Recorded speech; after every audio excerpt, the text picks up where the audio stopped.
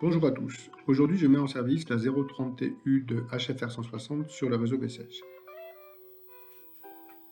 Après quelques ajustements mineurs, j'ai fait des essais de traction sur des rames dans différentes configurations, en rampe, sur palier, avec des rames plus ou moins longues, en refoulement, et je vous livre ici quelques illustrations du potentiel de cette machine.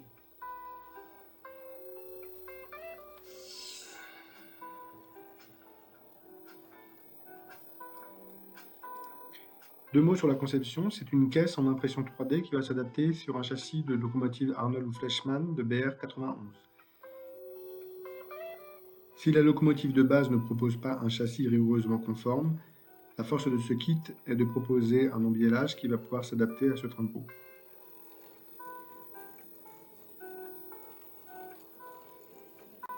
Équipée d'un micromoteur et pilotée par un décodeur DIH, cette locomotive a un fonctionnement très doux avec un ralenti exceptionnel.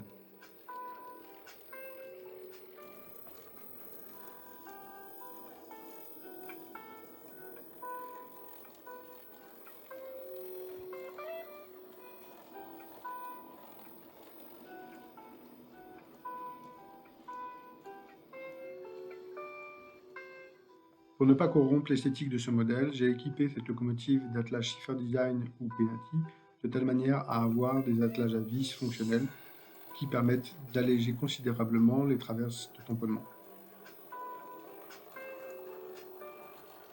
Ces mêmes attelages sont naturellement installés sur les tombereaux OCEM 29 de RE Mikado Train, permettant ainsi de mettre en valeur la finesse de ces modèles.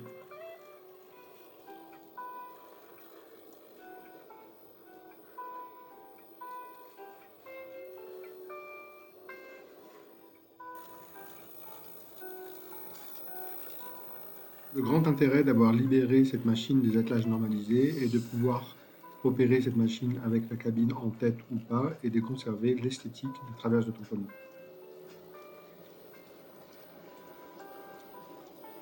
Cette locomotive accompagnera parfaitement les TP, en particulier les citernes TP issues de modèles Microtrain ou d'un GE44 qui a été européanisé à partir d'un modèle Bachmann.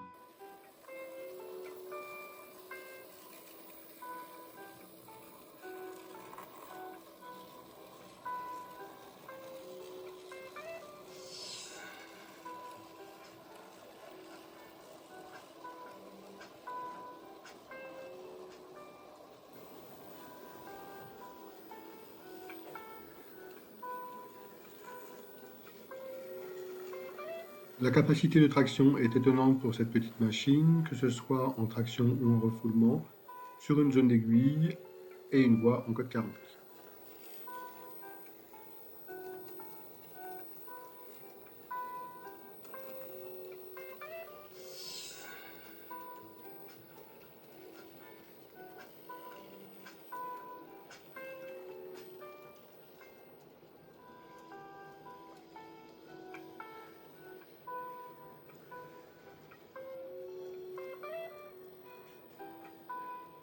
Je vous laisse apprécier la lenteur du mouvement qui se fait tout en douceur, à travers tout le développé de la gare et de multiples zones d'aiguille.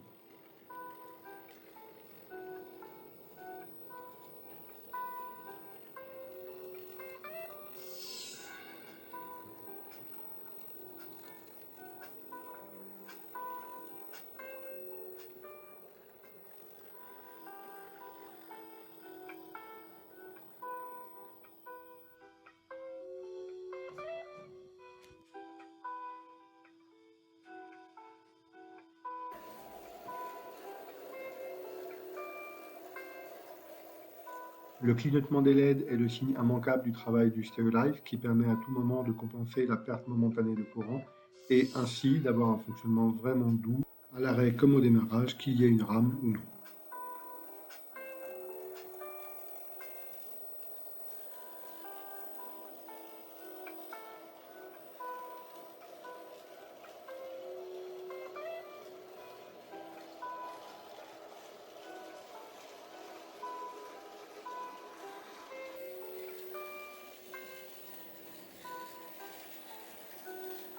Pour finir cette vidéo, voici un essai en rampe avec une rame de tombeau.